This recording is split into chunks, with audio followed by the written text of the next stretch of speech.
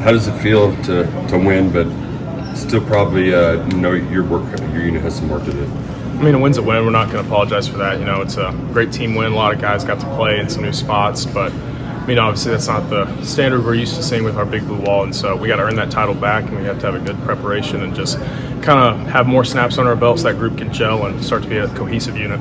What were they doing that did kind of confuse y'all at times in the pass protection?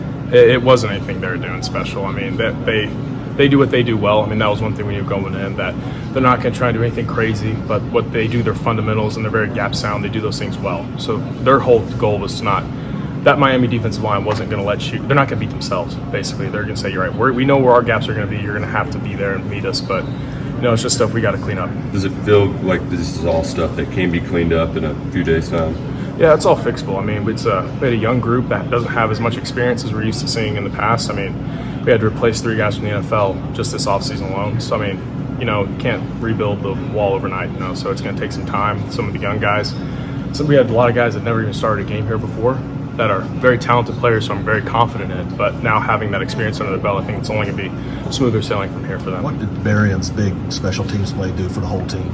I mean, when you have stuff like that, it just energizes everyone from the players to the fans. I mean, it gets the place going, takes all the momentum away from any team that might have had it. So we just love seeing a young guy get in there and make a big play like that. Being a veteran, Coach Stoops talked about it. He was happy you guys celebrating the win, but he said in the locker room you guys kind of just looking forward to next week. Knowing who you got on the schedule, is that kind of where your mindset is? Yeah, definitely. I mean, that game's over, so we're moving on to next week. And Florida's obviously a very good football team, and playing anybody on the road in the SEC is obviously a tough thing to do, and you have to respect your opponent. It's going to take a good week of preparation, but I'm confident in our team.